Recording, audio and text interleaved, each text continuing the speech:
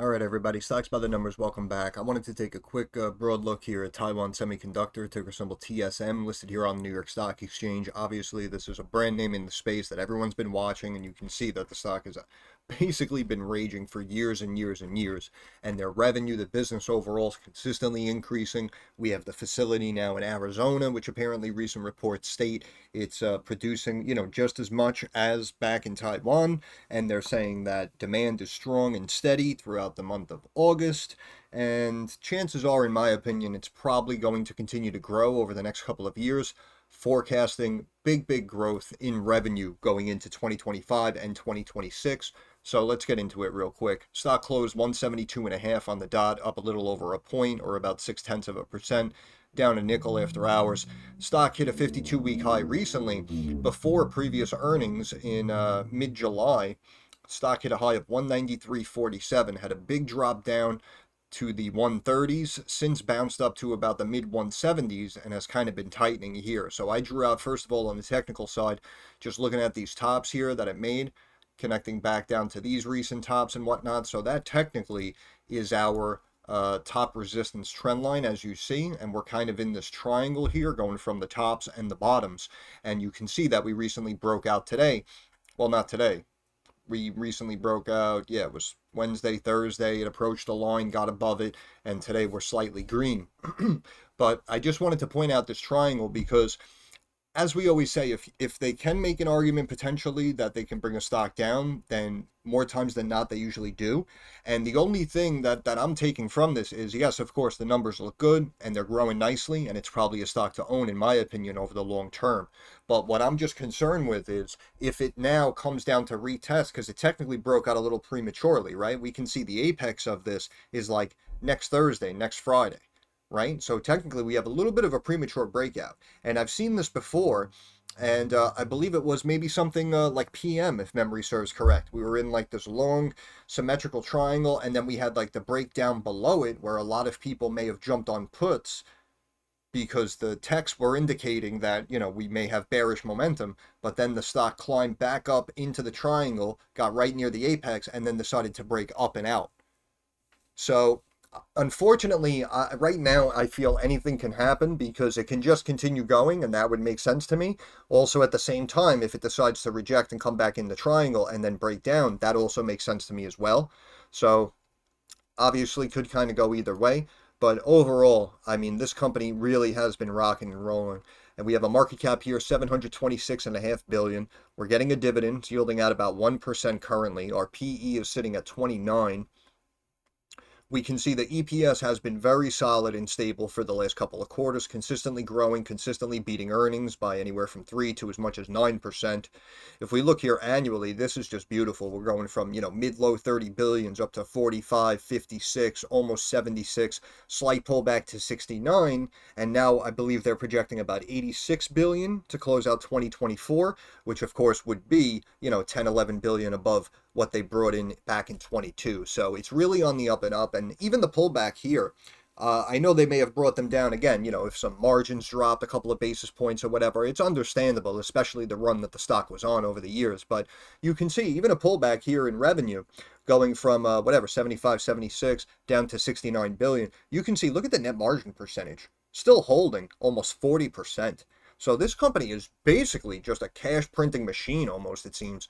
And even looking at the quarters, we can see, the net margin percentage has slowly been dipping down, and it dropped down to sub 37%. That's the lowest it's been the last several quarters, but I mean, 36.8% still isn't anything to sneeze about. But you can see also, look at the revenue just steadily climbing up for the most part. We were at 15 this time last year, looking at last quarter. Now we're at almost 21 billion for Q2 of 24.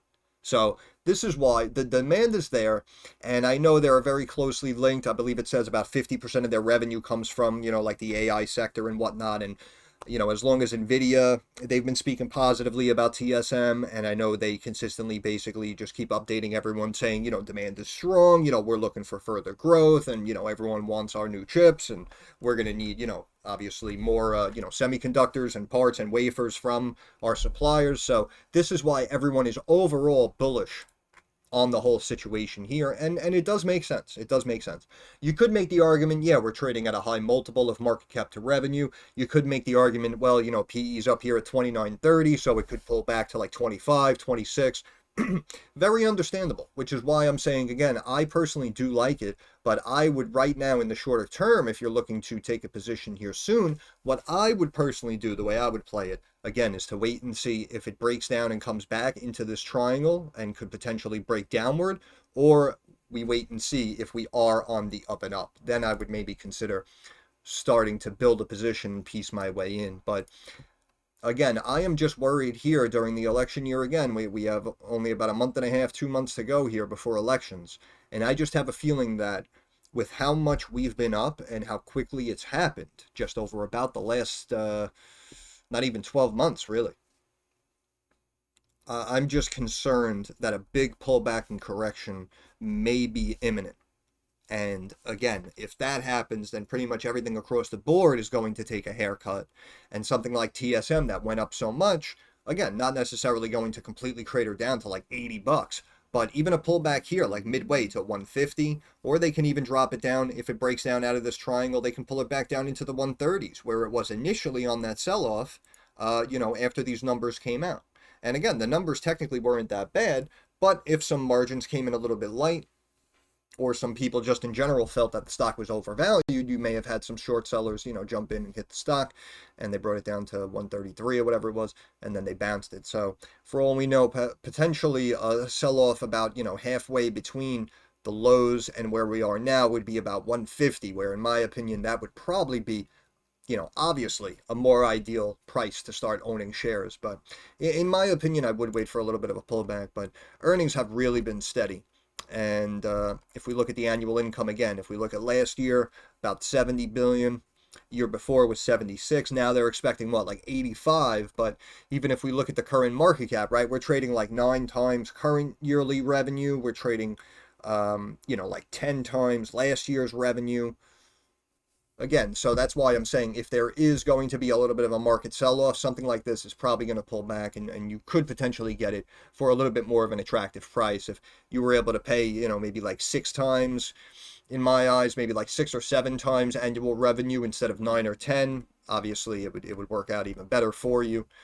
But really, I'd say if you do have consistent income and you're able to just keep adding to a position and accumulating shares, and you're able to buy up here at 170, or you'll have more cash on hand if it drops back to 135, then obviously, it really doesn't matter. But if you're talking about the ideal pricing and timing, then based off some of these technicals, I may remain patient.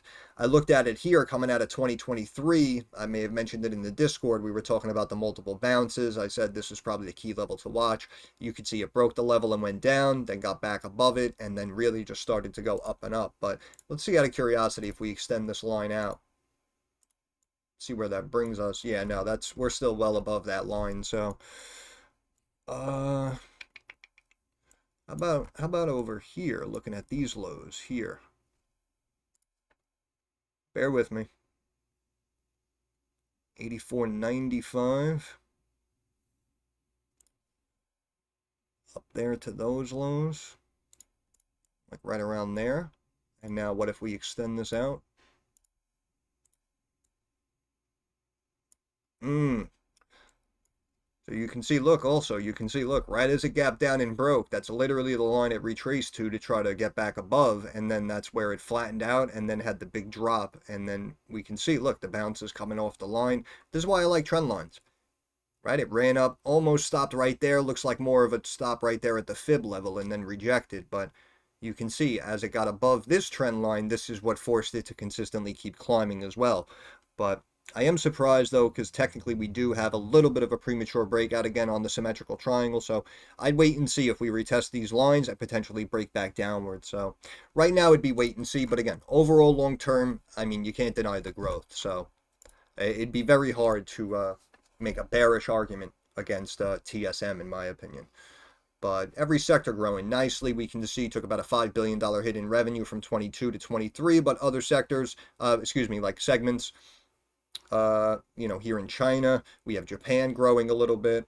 So we know we have these ups and downs, and it's a very news sensitive sector now, right? nvidia, TSM, a lot of these big name tech companies now, very, very news sensitive companies because they ran so much, right? Look at what happened with SMCI that we looked at recently, right? Stock was on the up and up, got added to the S&P. Everyone loves it. A lot of people started trading it now. It was on a lot of people's radars. Then what happened? Oh, short seller report. We think they're cooking the books. Boom, stock tanks all the way back down to the 400s, right? So this is why I'm saying, if something like nvidia comes out and says, oh, we're seeing demand plateauing, then obviously the stock's going to start pulling back big. TSM obviously is linked to a company like nvidia, so that's why if nvidia says something bad, you're going to start to see a sell-off in TSM. But again, either way, based on the overall growth of the business, in my opinion, this would be something I would personally want to own. And again, if it runs up and goes back to the 180s, 190s, in my opinion, makes sense to me. At the same time, if it breaks and comes back down and actually drops lower to try to like retest a fib or something like that in the 150s, in my opinion, that would make sense as well. But I'm not going to go too crazy with the numbers, even though this is what we do. But I just wanted to do a quick update, and you can see that assets from 160 up into the mid 180 billion mark, and liabilities dropped down a little bit to 62 billion, but we're back up, but we're kind of sitting flat here at about 66 billion and change. So assets outweighing liabilities about 3 to 1, and the equity, of course, assets minus liabilities yields total equity. We can see the equity for the most part consistently increasing quarter over quarter, now up to almost 118 billion. Again, the only thing that worries me, while the book value is steadily growing here, going from 18.5 up to over 22.5 just over the last 7 quarters. Technically we're trading, 6, 7 times book value. So, again, that's why, in my opinion, if it sells off, it wouldn't necessarily catch me off guard. But of course, if you're looking to build a position, that would be even better for you. But let's look at like the quote unquote fair value of the company real quick, the way we do it, right? We can see the dividend climbing up 125, 140, 152, back down to 140, back up to 161 now, right? So that's even higher than where we were in 21. So even though we have these slight step downs, we take 2 steps forward. So look at the cash on hand with this company. My goodness. Short and long-term assets outweighing liabilities. Look at the cash just climbing steadily. And the debt was here at 34.3 billion. 31 and a quarter, 31 and a half, 31.7 billion. So the debt is very, very slowly climbing. But even if it jumped up from 30 billion to 40 billion, in my opinion, really doesn't make a difference. Look at the cash on hand here. This time last year, looking at last quarter, we had negative free cash flow and cash almost 41 billion. Now we have positive free cash flow of almost 6 billion, cash on hand 55.5 billion. 15 billion more than this 41 billion. And even steadily over the quarters, though, look, a slight dip from 40.9 down to 40.6, then up to 47.7, 53, and now 55.5 billion. So this company, again, they might beat it up in the short term after an earnings report. Oh, margins are down a little bit. Oh, the gross margin dropped. Understandable. But also at the same time, this is basically beautiful, in my opinion. The only thing that would make this really, in my eyes, even better is that if the debt was essentially non-existent. But we know that a lot of these businesses, especially in the tech sector, that are seeing this increased demand from AI, we know that we have to take on debt here in the short term so that we can build out in the long term and take care of that future demand, that future growth. So even the company holding 30 billion in change in debt on its balance sheet, in my opinion, really doesn't seem like a big red flag, especially since the cash that they're holding is essentially double the debt that they have. So really doesn't seem like an issue to me. But if we look here, total equity 118 billion. The cash outweighing debt by 24. So now we're at 130, 142 billion. And if we look at revenue, that's 210 billion in change, we'll call it, with profits of 27 billion. So that's why personally I put fair value of the business at like 230, 250 billion. Again, that's just fair value. That doesn't mean market value, right? So in my opinion, the quote unquote fair value of the business is about $250 million. And you can see the market cap is a little less than 3 times quote unquote fair value.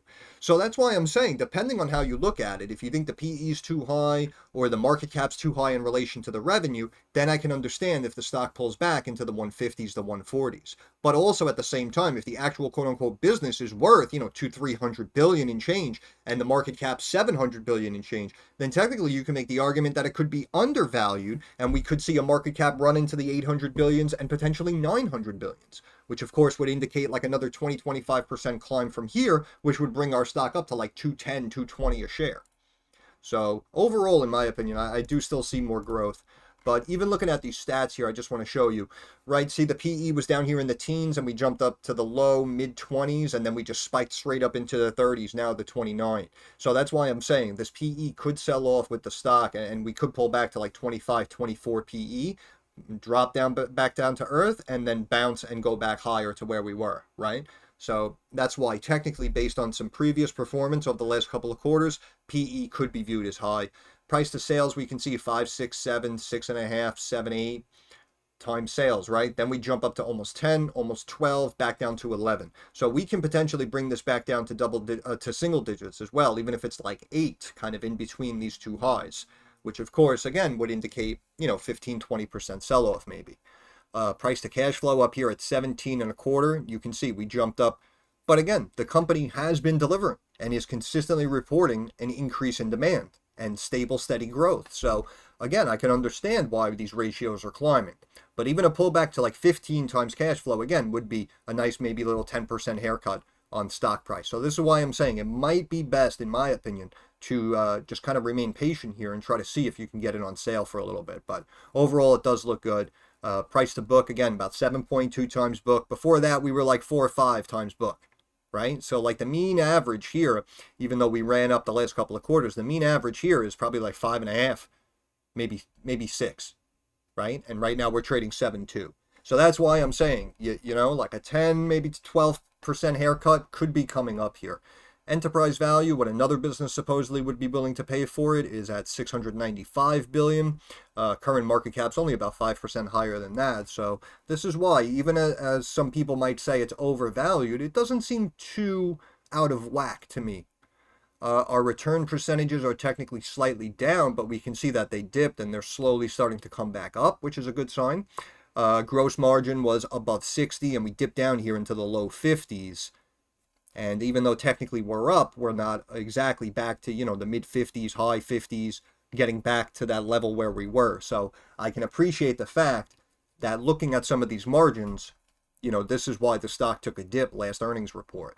Operating margin really holding steady here the last couple of quarters, 42% in change, almost back up to 43, heading in the right direction.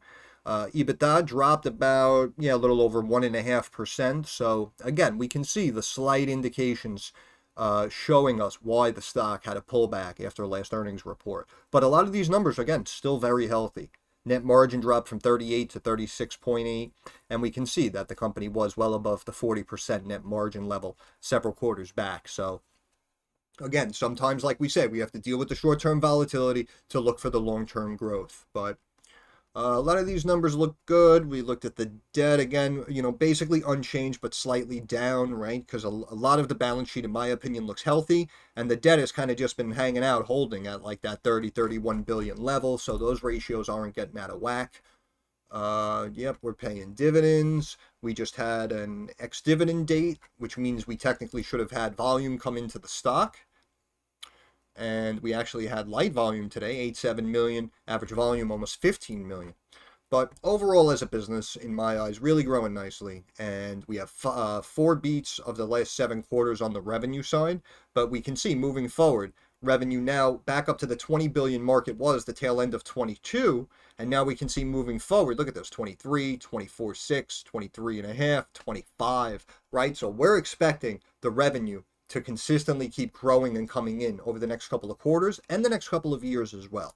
So that's why, in my opinion, I like TSM here. And look at this growth here that we're talking about. First of all, if 2026 projections hit, we're talking about almost 125 billion. And if we go back to 2017, look at this 10-year span. You went from 32, 33 billion, now you're up to 125 billion in revenue. It's 300% growth over a 10-year period. That is absolutely phenomenal. So this is why any of you in the comments who are telling me you're bullish on TSM or you keep building a position in TSM, I really don't think anyone's going to call you crazy. Even if the stock pulls back with the rest of the market, I mean, like we always say, if we liked it up here 150, 160, we're going to love it down at 120 if the markets pull back. Stock takes a hit. But look at this growth here. 68 billion up to 86 billion. Right? So you're talking what, like 30% growth almost year over year. 86.5, we'll call it, up to 106.86. That's 20 billion on 86 billion. You're talking what, 22.5% growth in revenue year over year. That's phenomenal. And again, they're looking to compound that even further from 25 to 26. So this is why, in my opinion, these are the types of fundamentally sound, steady, stable growers. These are the types of stocks that you want to look at. And of course, something like this, we like it here. And that's why I always say, find companies like this, in my opinion, build a watch list, keep an eye on them. And then if markets start to pull back, or like when we looked at the sell-off, investors were a little upset with nvidia's last earnings report. Okay, well, technically that'd be good, right? Because if nvidia starts to sell off and then TSM starts to sell off, like we said, if we like TSM at 180, now we can buy it at 140. Hey, that's even better. But the profitability side does not seem to be an issue at all. We were looking at a lot of those margins, in my opinion, very healthy. We're talking 30, 40, 50% margins here across the board. EPS hasn't missed going back the last 7 quarters. And look annually as well. I mean, this company rocking and rolling. And look at the profitability projections moving forward as well. Up to 648, which technically would be its most profitable year, beating out 22, but we know that because revenue might jump up to 86 billion. Last high was 74. But then moving forward, look at that, from sub 6.5 up to 8.25, almost 10, and then 10 for 2027. So, in my opinion, it's probably going to keep growing. And if we turn around like a year and a half from now, and the stock's up like over 100%, and it's at like 300 plus, in my opinion, it would make sense because some of these numbers are very, very impressive. But I also just wanted to look at the forecast real quick, and I'll let you go because I don't want to talk this, all the way. But as you see, we have a lot of analysts covering the position. We have 43 analysts currently covering TSM, 31 giving it a strong buy, 10 giving it a buy, 2 saying to hold. So you can't find an analyst right now that's advising, in their opinion, to their clients that they should sell TSM. So this, of course, again, we know they could be wrong, but technically this is a very good sign. And we also see the stock sitting at 172.5, lowest price target 170. So we're there right now, right? And we can see mid-price targets a touch below 210, highest price target right now 250. So that's why, like this mid-price, what did we lay out before? I said, in my opinion, if we go 3 times quote-unquote fair value, you could be looking at like 210, 220 a share. So this mid-price target of all these analysts here of about 210, in my opinion, I personally agree with that mid-price target. 250 might take a little bit of time. But also some recent news, I know we had nvidia showing some praise. nvidia analyst praises Huang's insight. Nope, that's something else. nvidia CEO has high praise. Yep. Was among the Asian-related chips. Yep.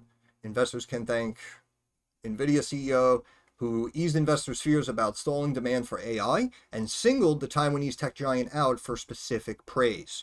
TSM, which manufactures the chips that nvidia designs, is, quote, the world's best by just an incredible margin. So when you have a domestic company like nvidia that's now a powerhouse that essentially took over the market, that's being almost directly supplied from TSM, and they're coming out and saying, again, the best by an incredible margin, I mean, we can kind of see the writing on the wall with where this is going to go, at least over the next 2 to 3 years, right, in my opinion. Not only just a long history of working with them, the great chemistry, their agility, the fact they could scale. Remember, nvidia last year's revenue had a major hockey stick, he added.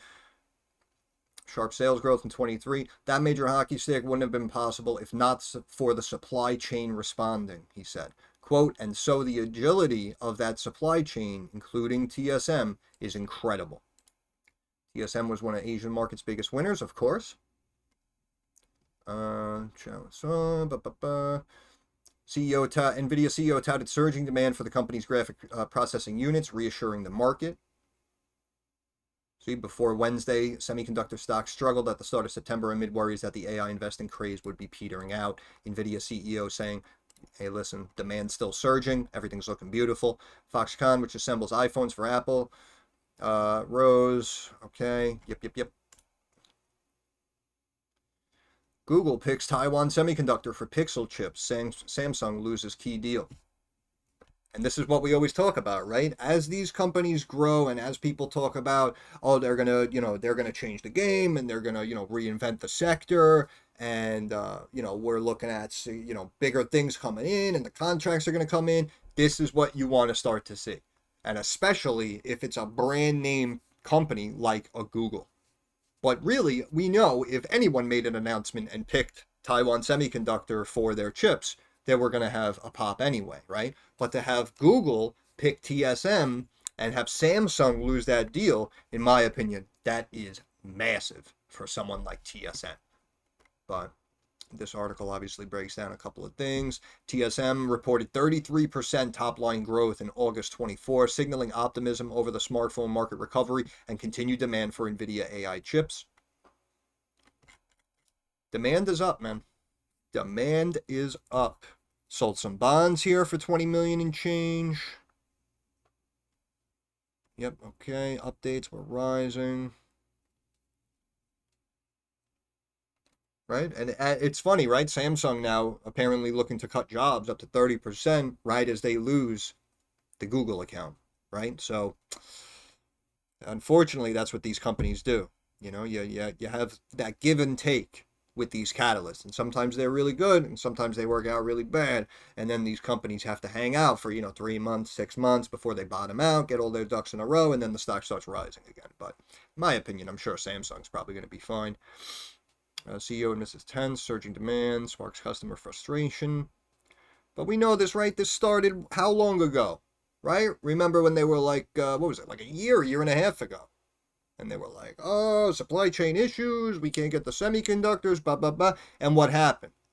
What happened? We were like keeping everything down. Everyone was like afraid to buy for who knows how long, right? 2-3 months. And then all of a sudden everything's fine and all these companies start raging and they all hit new highs. Like, I mean, come on, give me a break, right? If there's that much demand, especially in the tech sector with these companies having these extremely healthy profit margins, trust me when I tell you, they're going to figure out a way to make it work and they're going to get everyone their semiconductors and their chips, right? I mean, let's call it like it is, really.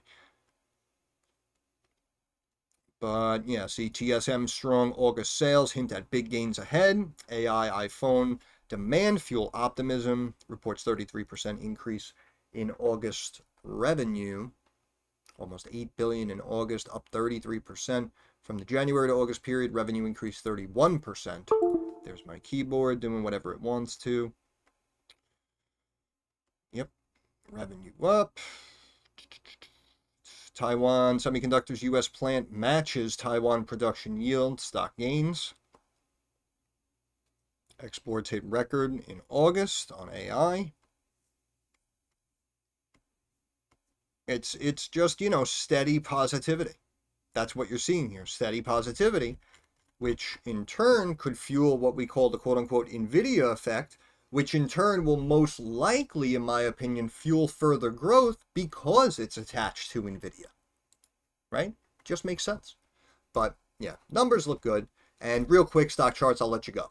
And we can see that top Bollinger Band here, 177.75. So we can keep going. But again, I'm curious to see if we drop back down and retest roughly about 169, it looks like. And if we drop back into that triangle, so let's wait and see.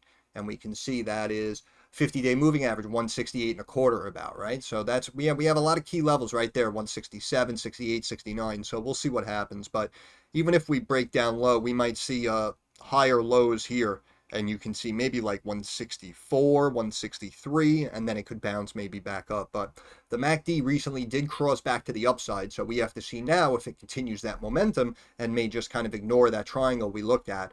The RSI got all the way down to about 40. Now it's back up to about 56.5 on the daily. signaling that we can, again, potentially keep going, and we might see the 180s. Even on the big break, again, we were saying, I don't know if it'll come back down to 130, the initial low they brought it to after earnings, but we can see even if it breaks, we now have our 200-day moving average climbing very nicely up since February, going from off the screen sub 100 to now over 140. So that's up like 40-45% just over the last 6 or 7 months.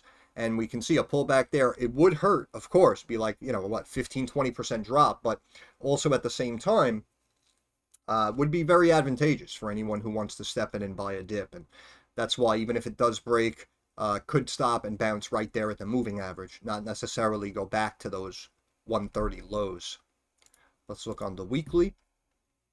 Okay, we're above the mid Bollinger Band and the RSI here sub 58, so we can again bounce back up and gain more, and we can see the top Bollinger Band here, 188. So we have to see how strong that MACD cross is, and of course how strong the breakout of the triangle is before we can really see what's going on. But same thing, our 200-day slowly moving up now, 106 on the weekly, and the 50-day, of course, dipped down mid last year to looks like about 80, and now has been rocking and rolling. Now it's up to almost 134. Look at the bottom Bollinger Band on the weekly as well, about 140 and a third. So this is why a drop could potentially happen, which I know some people might not want to hear, but in my opinion, the drops are actually healthy, and you can see we up and up and up, and now we may go down and down and down, and then up and up and up, right?